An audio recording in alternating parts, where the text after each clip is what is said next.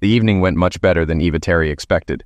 She and her beau enjoyed a gourmet dinner in South Beach, Miami. It wasn't the food but the company she valued. Braxton Perengrin admired Eva, even lusted for her. She was a middle-aged woman managing the family perfume business, where Braxton, 24, had just started as an entry-level accountant. This year, Eva singled Braxton out from the new hires, as she often did when seeking a new companion. She was tired of her husband. Although they had been married for just over 2 years, he kept to himself as CFO of the family business. Eva found him boring but stable. Their closeness was infrequent, just enough to maintain the relationship. Martin, Eva's husband, was tall, 6'2", and fit from his daily swim, but Eva thought he was nothing special. She never criticized his looks and was proud to be his wife in private. However, he lacked the charisma needed for public appearances to sell the brand. He was better behind the scenes, which is likely why she married him. She needed financial management and the support of a good person. It wasn't that she didn't love him, but she needed a younger man to fully satisfy her carnally. Eva was the face of sachet fragrances, often in TV commercials and magazines. At 45, she remained a prominent figure in both business and personal life. She had brown hair, perfect makeup, and stylish clothes, resembling a younger Andie MacDowell. Her affairs before marrying Martin were kept secret. Braxton was Eva's latest attempt at a new lover. This was their first date and her first affair since getting married. Her personal security team vetted Braxton thoroughly, uncovering no significant secrets except for one failed college relationship. He seemed clean and trustworthy, which Eva found refreshing as she read the report. Eva planned to investigate Braxton further. Despite being an accountant, he was charming and respectful. His good looks and fashionable style caught her eye when she visited the accounting office one afternoon to see Martin.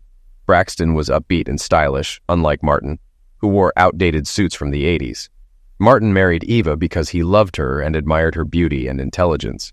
As a powerful CEO in the competitive perfume industry, Eva seemed equally in love with him. They dated for nearly a year before he proposed, and she immediately said yes. Martin hadn't planned to work for Eva, but once engaged, he decided to get involved in the business. He proved invaluable by converting the company's long-term debt into private equity smoothly.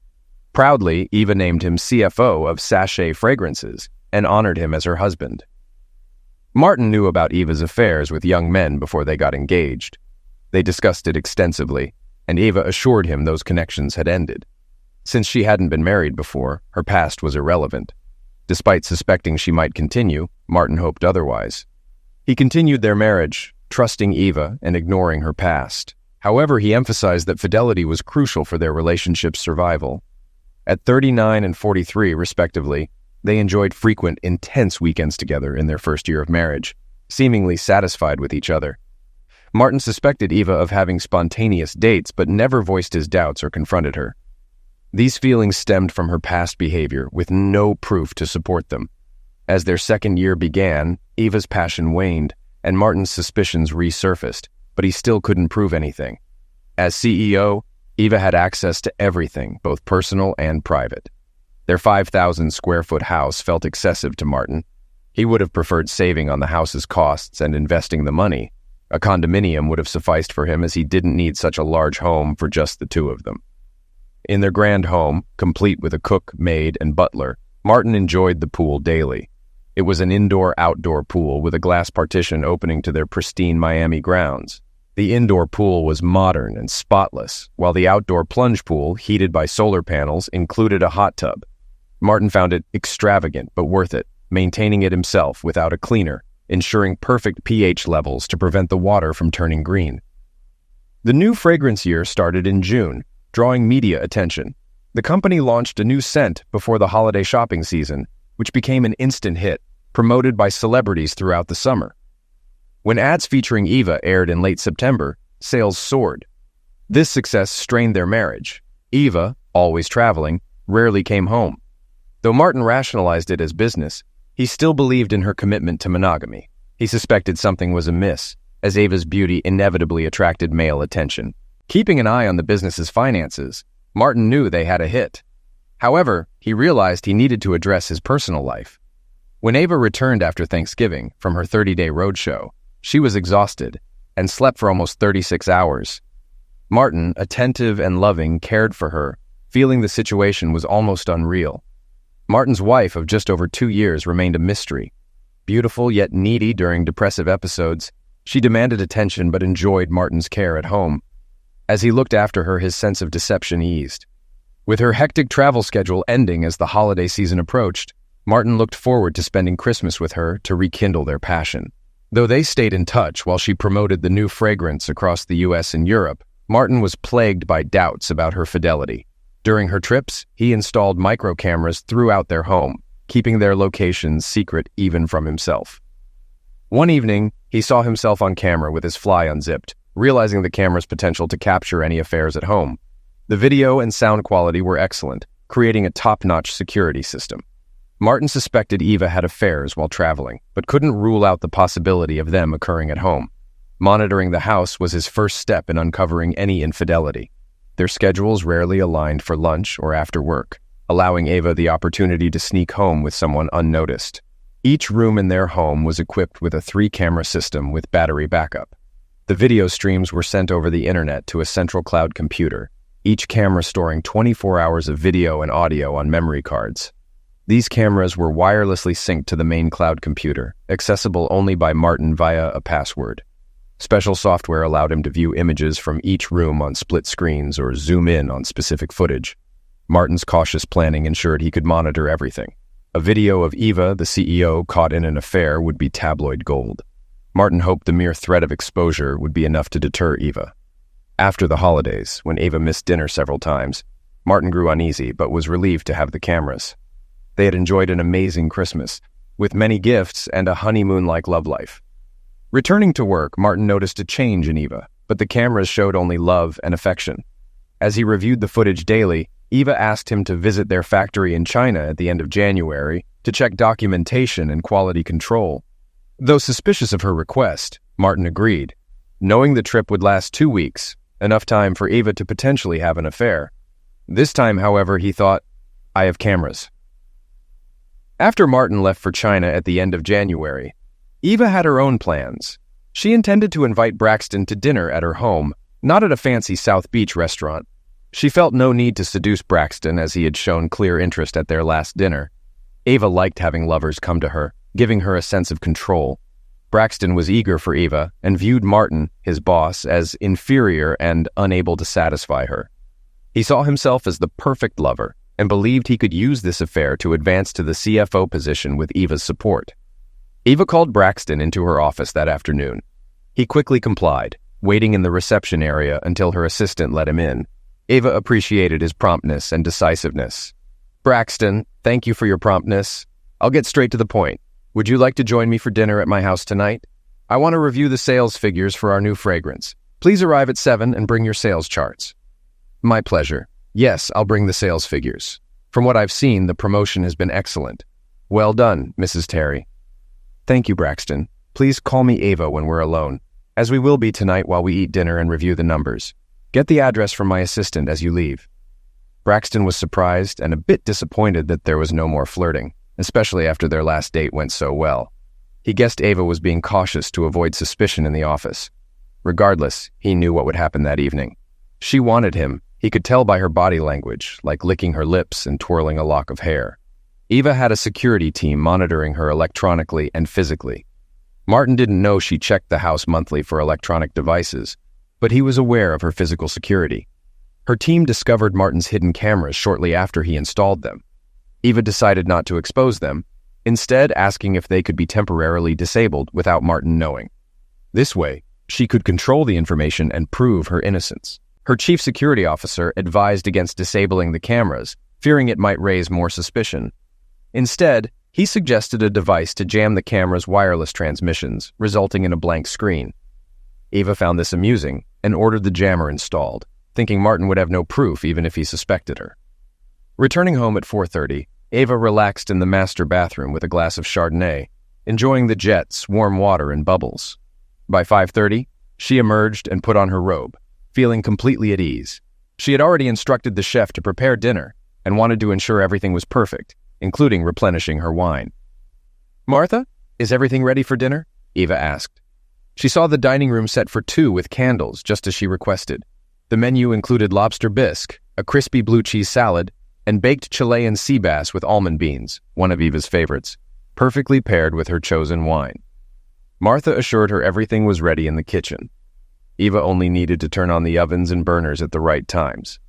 Dinner would be sumptuous, and Eva was sure Braxton would help set the table as they sipped wine. Feeling devilish, Eva reveled in the thrill of controlling the evening's illicit affair. At 6:15, she went to the bedroom to dress for the evening. She used a remote control to disable Martin's cameras, which would now show only static.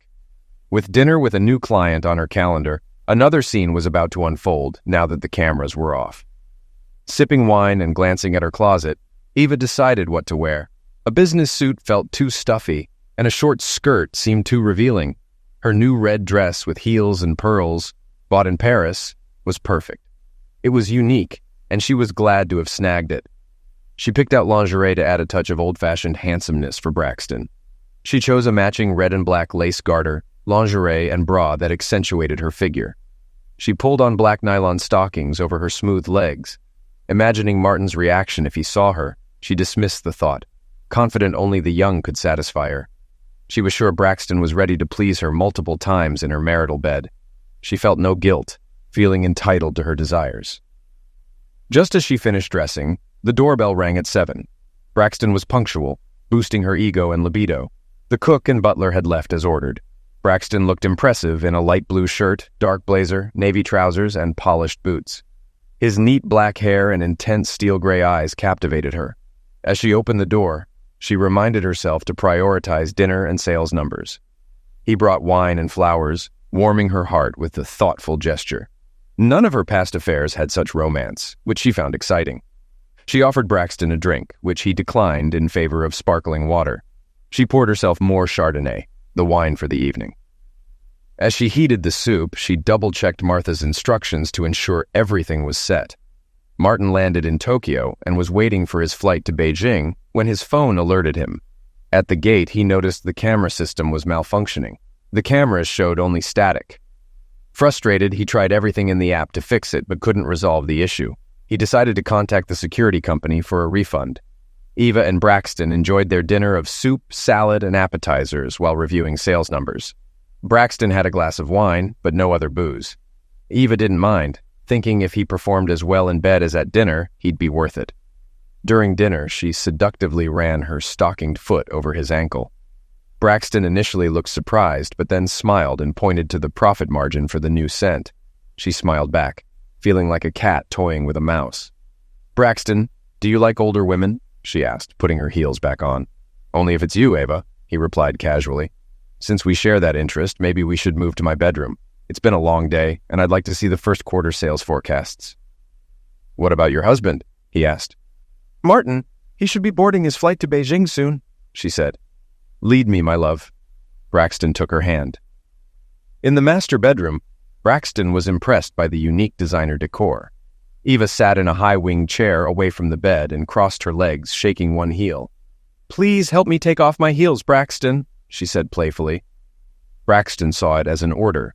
He removed his jacket, placed it on a chair, and kicked off his shoes. Kneeling at her feet, he eagerly obeyed, determined that this temptress would submit to him by the end of the night. Eva kicked off her shoes and turned around. Braxton unzipped her dress, revealing her creamy shoulders and back. When her dress fell to the floor, she turned sharply, and Braxton embraced her, kissing her deeply. She responded eagerly, feeling electric jolts of excitement. As they kissed, Eva unbuckled Braxton's belt and pants, then pulled them and his boxers down. She admired his manhood and, in a rush of desire, tore his shirt open, scattering buttons. Braxton picked her up and threw her on the bed, jumping beside her. They embraced, and she felt his desire pressing against her.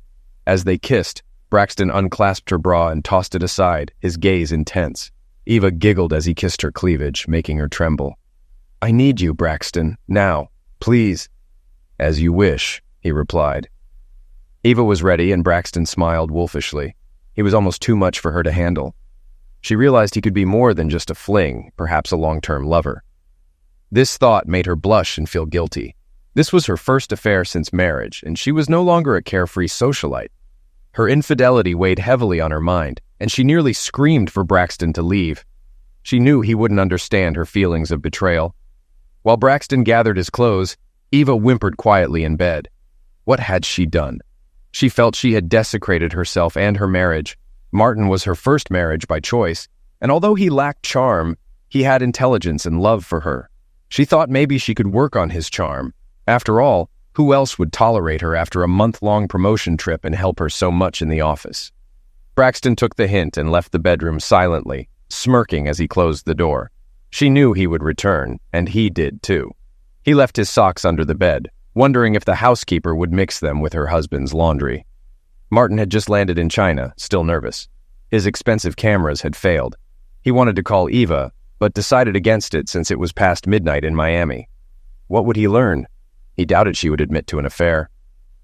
On the way to the hotel, Martin suspected Eva's security team had found and disabled the cameras. But why? He feared it was because she was cheating. If true, it would end the partnership he valued. Trust, honesty, and loyalty were crucial to him. Without proof, he only had doubts and suspicions. Next time, there would be no doubts. Martin's trip to China was uneventful and disappointing. He verified the numbers, inspected the assembly line, and observed quality control. Though he pretended to understand fragrances and the process, his Chinese counterparts knew he was clueless. 2 weeks later, only Eva knew about his return. Expecting her absence, he was surprised to see her at the airport, running toward him in a beautiful red dress, pearls, scarf, and high heels. She greeted him enthusiastically. "Marty, I'm so glad you're home.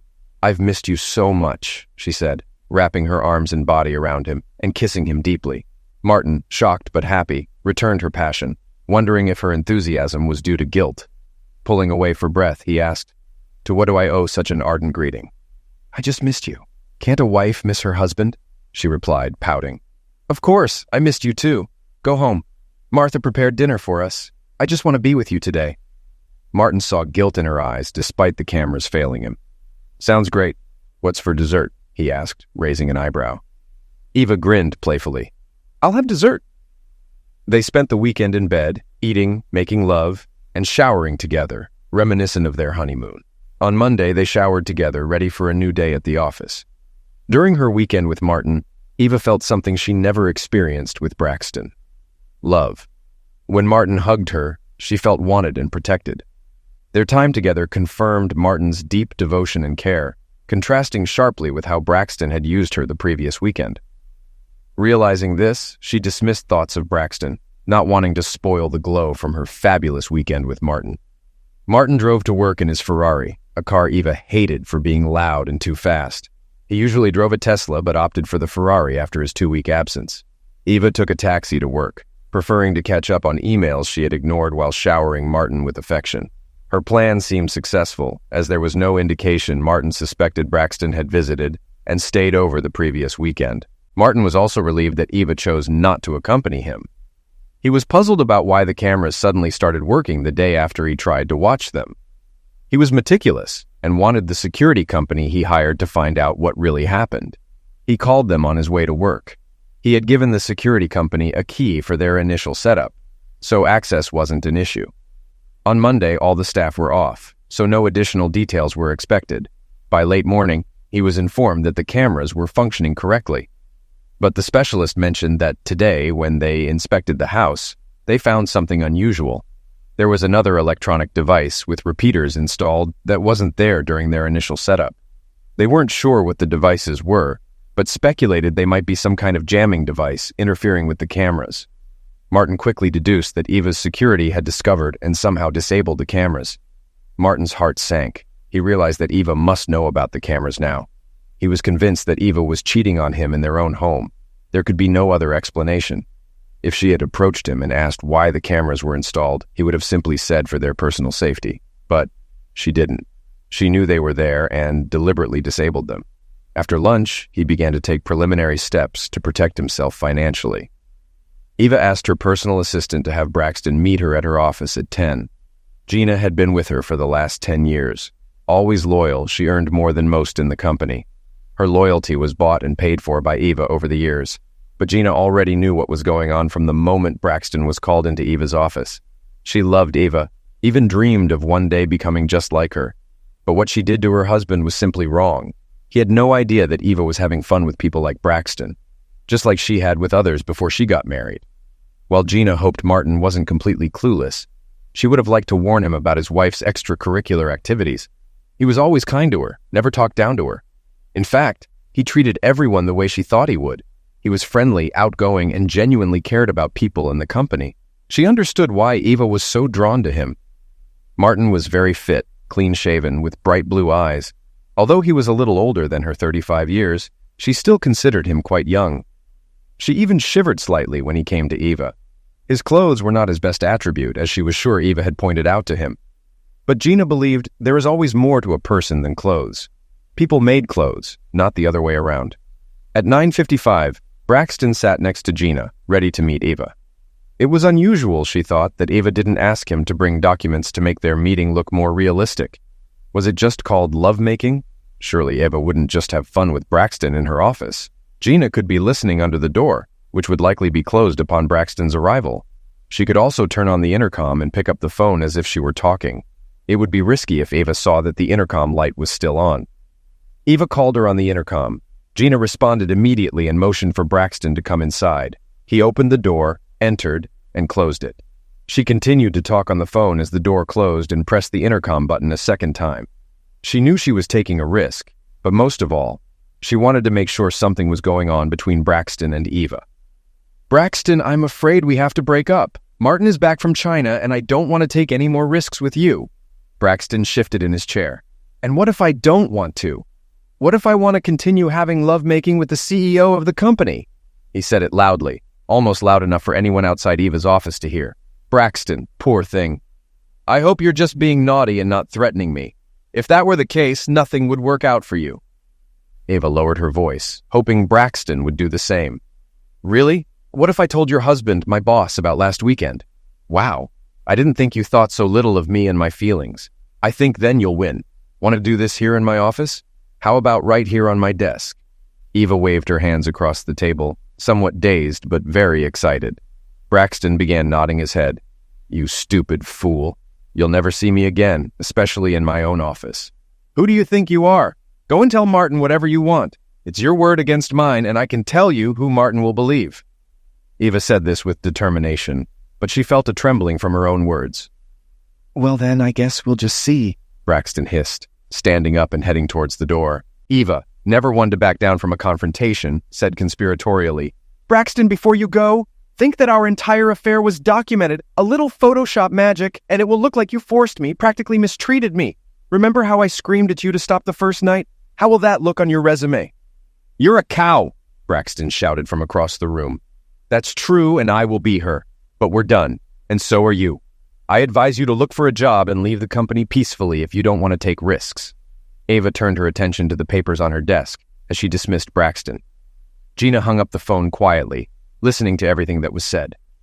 Braxton slammed Eva's office door, startling Gina, who immediately dialed Eva's number. "Eva, is everything okay? Should I call security?" "No, Gina, it's okay. Just a slight misunderstanding about the direction the company is heading. Nothing to worry about, but thanks for your concern." Braxton Peregrine was disappointed with the result of the negotiations. "If you're sure everything is okay, can I get you something? Maybe a cup of tea?" "Actually, that would be great. Thank you, Gina. You're the best."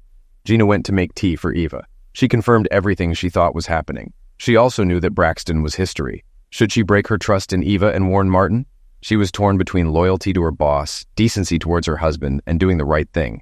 Braxton stormed out of there as if he'd been scalded. Gina said, putting the tea on a stand in Eva's office. "Just a little misunderstanding. Like I said, there's nothing to worry about. Unfortunately, the time has come. I think Mr. Peregrine will most likely look for work elsewhere." "Wow.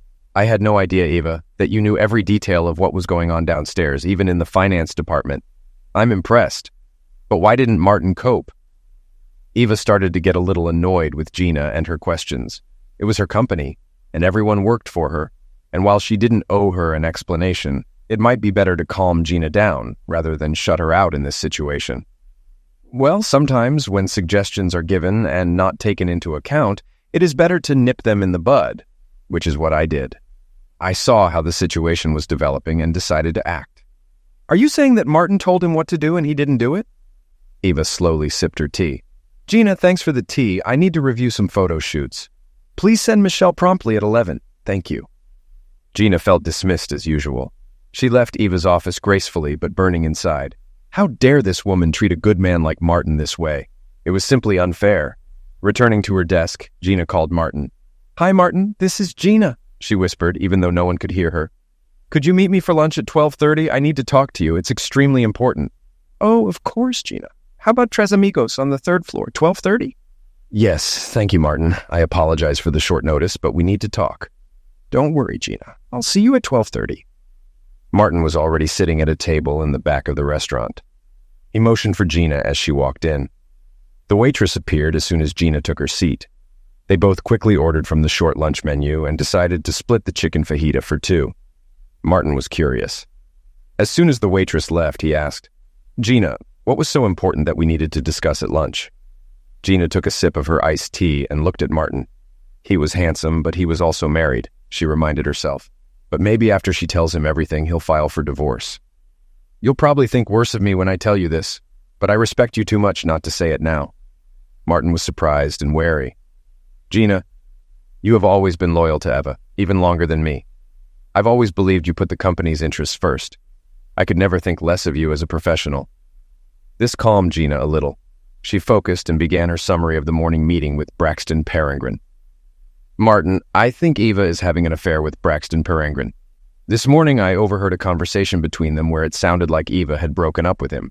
She said that since you returned from China, she couldn't risk you finding out." Martin was stunned. His worst thoughts and fears were now confirmed.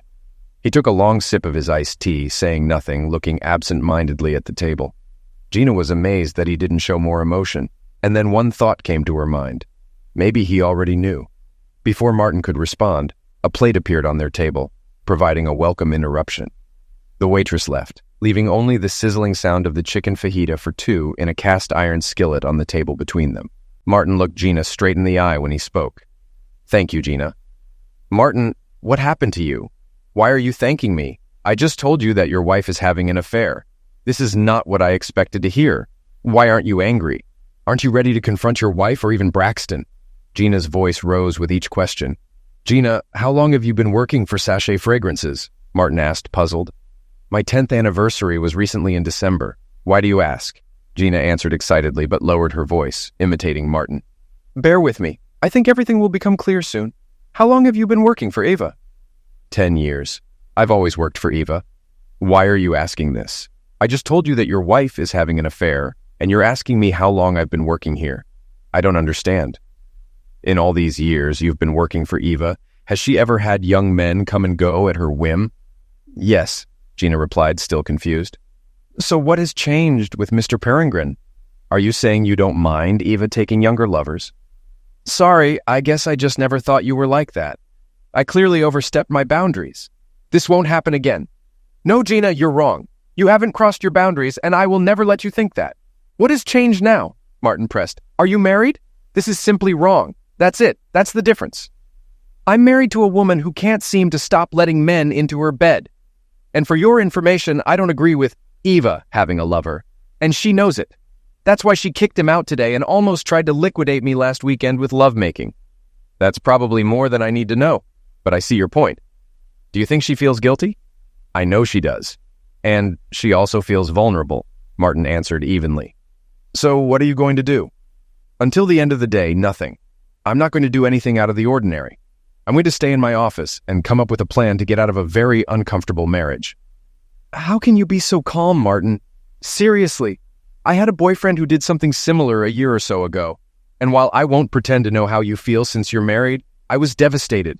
I spent the entire weekend eating Starbucks ice cream and drinking vodka to drown my sorrows. Gina, I knew Eva before we got married. I mean, I knew about her lifestyle. I can't pretend that I really know her. She convinced me that she had changed, but I still doubted. She told me it was all in the past and she was ready to settle down with one man. She said that one person was me. I believed her. I decided to trust her. She's a chameleon. She can change her spots to suit her environment." "Martin," Gina continued, "I know that today you are risking your rights and privileges by telling me this.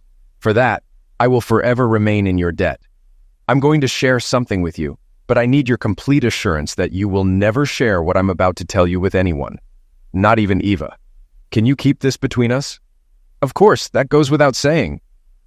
Gina paled slightly, then looked away as if thinking, "But I think I betrayed Eva's trust by telling you her secrets today, so I guess I understand why you ask." "Gina, I may not be a good judge of Eva's character, but I know I can trust you. I installed cameras in our house while Eva was on a promotional tour." "Shocked," Gina replied.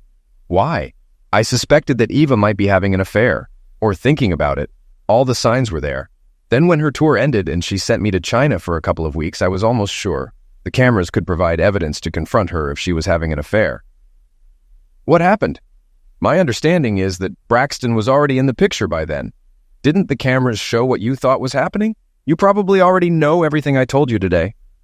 "I would think so too," answered a gloomy Martin. "But somehow Eva must have discovered the cameras and installed technology to turn off the equipment when she wanted to do as she pleased. So that thing she said to Braxton today about the cameras wasn't just a threat. She knew about the cameras and deliberately blocked them from working. How cunning she is. Sorry, don't be offended." "I had no idea." "Do you think she actually wrote anything down? I mean, if you couldn't see her, that's one thing. But maybe she actually pointed the cameras elsewhere instead of just blocking them." "You know, you're gorgeous, Gina. I never thought about it. It's very subtle, but perhaps there is some truth in her words. I don't understand all the technology behind this, but I believe it is possible. I'll call my security company and ask them to take a closer look at the cameras." I was so angry that she knew about the cameras and installed technology to block them that I didn't even think about other possibilities. "Thank you, Martin. I'm late, and I don't understand any of this. I need to go back. But I think you opened my eyes to something I didn't even know existed. I can't believe the lengths she went to deceive you. I'm not the most righteous person in the world, but I can't sit by and watch Eva take advantage of a decent person like you. You're just too good. I will take our conversation today to my grave." Gina stood up and quickly left. Martin stayed, drank another glass of iced tea, and paid. He was in no rush to return to the office. He felt he'd lost Eva over her little affair. Even if she broke it off, she would always feel she had the upper hand and could get away with it. She might take a break to ensure he didn't suspect anything, but he was pretty sure she'd revert to her old ways once everything settled down. Defeating the cameras to hide her affair was proof of this. Back at the office, Martin checked his voicemail. Eva informed him that Braxton Peregrine was no longer working for Sachet Fragrances, and he needed to prepare his exit package with HR's help. No explanation. Martin would have to create one, which, given the circumstances, wouldn't be too difficult. There should be a section on the form to insert the reason for dismissal. "I had lovemaking with the boss's wife," he thought. At 5, he called Braxton into his office. "Braxton, it has come to my attention that you are falsifying company expense reports. I'm afraid we have a zero-tolerance policy for employee theft. Effective immediately, your employment is terminated. Please collect your personal belongings and leave the premises. You have 10 minutes. Security is posted outside to ensure you only take your personal items." "You stupid, betrayed man. You only do what your wife tells you to do," Braxton said. "I'm sorry," Martin responded, simply questioning his last statement without anger. "You heard me loud and clear, you stupid, betrayed man. I seduced your wife and now you dismiss me to indulge her? You're right. I do what my wife told me to do. I'm firing you. She's my boss. Thank you for confirming that you had lovemaking with Eva. I hope it was worth it." Martin answered again without emotion. "You're worthless. You know it. I seduced your wife with incredible ease. What does that say about you as a man?" Braxton was now firing all his weapons, feeling very powerful as if he still had Eva. "It may be true, Braxton, but what I know is that you are fired with extreme prejudice. This comes with no references and a bias towards never being hired in your field for the rest of your career. Due to the expense fraud, it's not good for someone in the accounting department to be accused of a financial crime against the company." "And that's all you have? Some trumped-up charge of expense fraud?" Braxton fired back, but without heat. "Well, yes, and you just admitted to having a carnal relationship with a senior member of the board of directors, who, by the way, is my wife. I think that's all I have, but I think it's enough, don't you?" "Don't you care about your wife, idiot? So you're saying you're not mad at my affair with her? You really are a betrayed man." Braxton was starting to get impatient. "No, I'm not angry at all. In fact, it's a relief. It seems she was never truly mine. I was just filming it. If you need her, feel free to call any time. She's all yours. Besides, she's had plenty of people like you." Frankly, you're just another notch on her bedpost. I'm sure she's already forgotten about you and is looking for her next conquest. Isn't that what she told you this morning? She may be beautiful, but the cost of maintaining her is too much for my budget. Braxton felt defeated, but decided he could provoke Martin into a fight, confident he would win. As a former college wrestler, he doubted any swimmer could punch him. One last piece of advice. Get tested. Now get out of my office, Martin said angrily, hinting at another surprise for Braxton. Braxton gathered his things and left, seething. About 20 yards from his car, he fumbled for his keys. As he pressed the button, his car exploded in a huge fireball, lifting off the ground before settling back down in flames. If he had been closer, he would have been eliminated. Realizing he had angered a powerful enemy, he reconsidered his actions. The weekend between Ava and Martin was tense. Eva managed to push thoughts of Braxton's car explosion aside, but Martin remained distant. Despite her attempts to reach out on Saturday, Martin stayed cold all Sunday. Eva suspected the cause and decided not to confront it, hoping things would return to normal if Martin processed it on his own. She believed Braxton had told Martin about their affair. Braxton, meanwhile, wasn't intimidated by Martin. He was sure Ava would want him back soon and spent the weekend thinking about her. He couldn't understand why she lingered in his mind more than any other woman. The allure of the unattainable drove him, and despite her marriage, he believed she wanted to submit to his will. He didn't care about his 2-year-old Honda, which firefighters were happy to extinguish. Insurance would buy him a new car. The police found nothing significant in their investigation, only a few burnt wires near the fuel pump, the likely source of the explosion. Martin was planning his next move. He aimed to damage Eva and her lover while taking over the company, with Gina as the new face of Sachet Fragrances. He realized that despite his efforts with the cameras, Eva would never stay faithful. At work, Martin pushed himself to exhaustion. Week after week, he remained detached from Eva, who clung to him. He showed no affection, only muttering pleasantries. After 6 long weeks, Eva finally gave in to her desires and called Braxton. "Meet me at my house at 6. Don't be late. I need to see you," she said, and hung up. Braxton, smiling, had time to shower, shave, and arrive on time. The house was dark, and he wondered if anyone was home. He rang the doorbell, and Eva quickly let him in, disabling the cameras. "Martin is at a conference in Jacksonville. He won't be back until tomorrow. You'll leave once I'm satisfied. Get to the bedroom and undress. No explanations, no flirting," she ordered. Braxton understood it was purely about lovemaking. He undressed and got into bed. Eva entered with 2 glasses of white wine, handed one to Braxton, and lay beside him, adjusting pillows to talk. "You won't stay the night. Satisfy me and leave when I say. Clear?" Braxton took a sip of wine and nodded. "Then finish your wine and get to work. You almost cost me my marriage. I'm serious." Braxton wasted no time. Eva felt as if a freight train had passed through her. Marty was just as good as Braxton in almost every way. For her, the illegal nature of the act was what gave her the high she sought from Braxton. She'd had her fill, but Braxton apparently had other plans. She knew enough from their previous meetings to know what would happen next. "That's enough. I've had enough for today. Take your clothes and get out of here." Braxton didn't like being used, though he did get some pleasure from it. "Who said you could command me?" "I said, now get out. I'll lock the doors when you leave." Braxton was seething inside as he stepped onto the floor. From Martin's side of the bed, he felt something push his leg. He lifted his toes slightly, thinking there was something under the bed. When he lowered his feet again, he felt something metal touch them. Just as he was about to move away, a clang shook both him and Ava. Severe pain shot through his right leg. He tried to move his leg, but found he couldn't. He screamed like an animal. The pain was so terrible he urged Eva to turn on the light. Between gasps of pain, she turned on the nightlight. "Oh my God, Braxton, what's wrong with you? I said, get the hell out of my house." She looked closely at Braxton's pained face and knew something was serious. Eva got out of bed and approached him. She turned on Martin's nightlight and took a closer look. She recoiled in shock as she saw what looked like a bear trap catching Braxton, nearly tearing him apart. It was chained to the bedpost. "What's happening? What have you done to me?" "Shut up, Braxton. I did not do anything, but I think my husband did it." "Oh, damn. This doesn't look good. Just stand still." Ava had no idea what to do.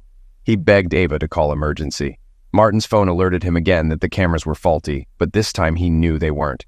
He had asked his security company to reprogram the cameras to broadcast on multiple frequencies, bypassing the jammer Eva was using to hide her affair. He accessed a server in the cloud in real time to monitor what was happening. He heard the crystal-clear sound of Eva dictating the rules and watched his own private film featuring his ex-wife. After the fun and games, when Eva asked Braxton to leave, he stepped on a mousetrap. In this case, it looked more like a bear trap. But Martin decided it was better to be safe than sorry. A broken nail was hardly punishment enough for stealing his wife. He wondered if Eva would call emergency or let him bleed to end of life. Braxton attacked Eva. He was in so much pain that he swung wildly at her. He couldn't move more than a few inches with the chain, but he could tell he was losing blood. His strength was much less than just a few minutes ago. Maybe if he could sit up, he could try to get out of the trap. "Eva, I need to go to the hospital. I'll die if I don't get this trap off me.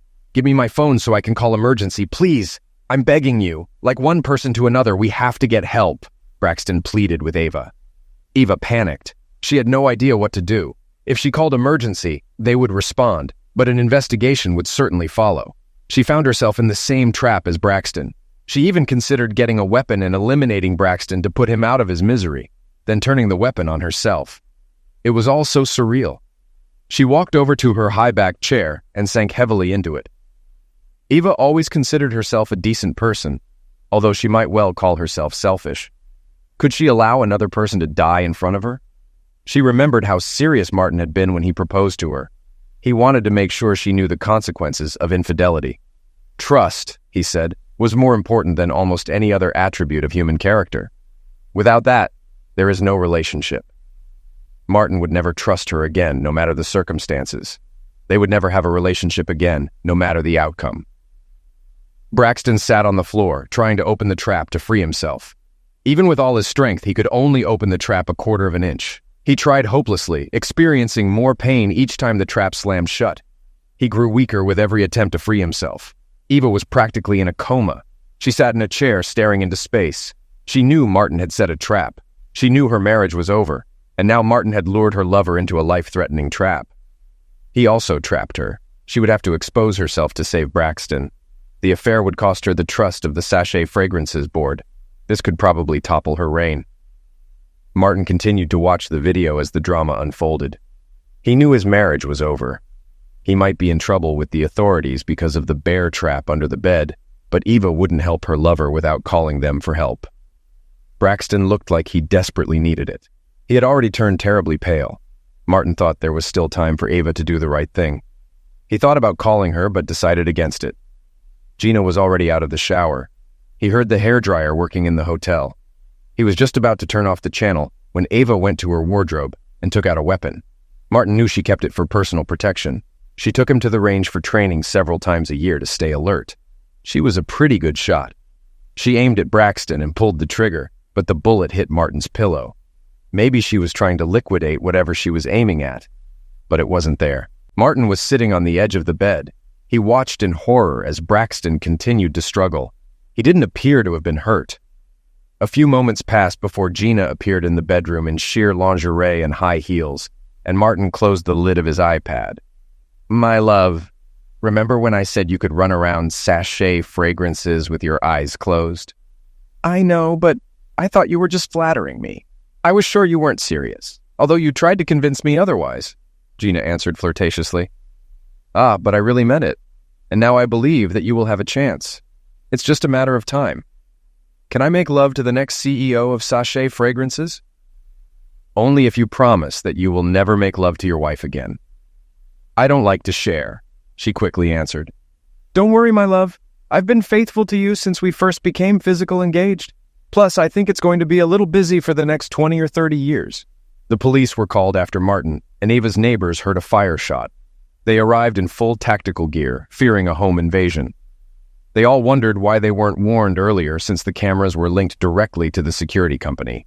If one of the doors had been forced, the security company would have been notified, and the police would have been called. By the next morning, Eva had recovered physically. However, her state of mind was still shaken. She couldn't speak. A bear trap was considered a deadly weapon. She was charged with possession of a deadly weapon, use of a weapon to inflict bodily injury, and failure to render aid. Given Braxton's life-threatening injuries, they also accused her of the illegal use of a firearm. Unable to stand trial, the judge sent her to a mental hospital for treatment where she remained for the rest of her days. Braxton survived. He kept insisting that Eva's husband had set the bear trap, but no one listened. Eva was married, and he shouldn't have been in her bed in the first place. Martin eventually convinced the board of directors that Gina should take over as spokeswoman and CEO of Sachet Fragrances. She was 10 years younger than Eva and had the right amount of brilliance. Gina was very familiar with how Eva ran the company as her personal assistant. She also knew all the industry contacts Eva interacted with. The board of directors accepted Eva's absence, not wanting their shares to fall. They also wanted to distance themselves from Eva to avoid scandal. Gina proved she was as beautiful as she was capable of running Sachet Fragrances. She followed their last scent with another offering. She always wanted to name the scent and called this one Secrecy. It also turned out to be very popular. She promoted it the same way Eva marketed her fragrance last year.